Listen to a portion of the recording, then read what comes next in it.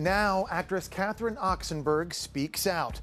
With the head of the alleged Nxivm sex cult about to stand trial, we hear from the relentless mom who saved her daughter India from Keith Raniere's clutches. It's a DailyMailTV exclusive you'll only see here. I was elated because I knew this was the beginning of the end. Actress Catherine Oxenberg's elation was over the recent guilty plea to a racketeering charge by Nxivm co-founder and president Nancy Saltzman. The plea reportedly has Nxivm co-defendants Allison Mack, Lauren Saltzman, and Kathy Russell scrambling to cut deals with the prosecution. In your opinion, do you expect them to turn on Keith Raniere in exchange for lighter sentencing? Well, if Nancy Saltzman's guilty plea is any indication, absolutely. The implication is they acted as a criminal enterprise. Raniere is behind bars, awaiting trial on charges that include sex trafficking. Federal prosecutors have now levied new allegations against him. What can you tell us about the latest? Now he's being accused of sexual exploitation of a child and child pornography. So it's looking worse and worse for him.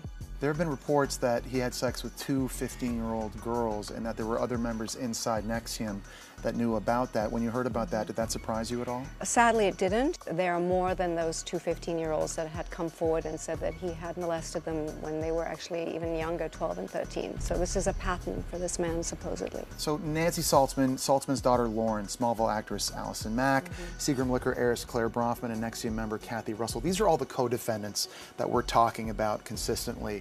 You've been in these hearings at different times. Tell us what their demeanor has been like, not just with one another, but also with Keith Raniere himself. In the beginning, they seemed very jovial, as if they were there on a camping outing, completely not kind of cognizant of the severity of the crimes that they were being charged with. And as the hearings progressed, they stopped communicating as much to each other. There was less smiles. Oxenberg says a photo of Allison Mack after a recent court hearing may be an indication that the severity of her situation is starting to sink in. Allison Mack looked as if she had been crying. I think she perhaps is starting to realize that she may be spending time behind bars. Oxenberg's book, Captive, chronicles her successful effort to free her daughter India from the alleged sex cult. How's India doing now? Well, we're closer than ever, and she's doing really well. She has a deep understanding of what was done to her, and I would say it's well behind her.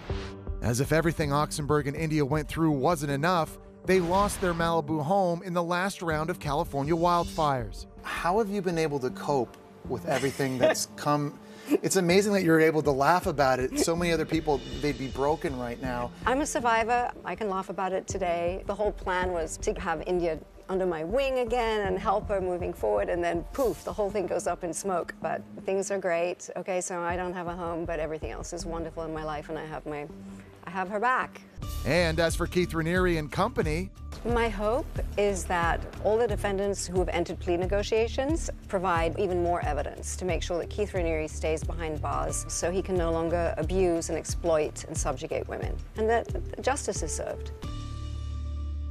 Catherine Oxenberg reveals the intimate details of her fight to free India in Captive, a mother's crusade to save her daughter from a terrifying cult, available now.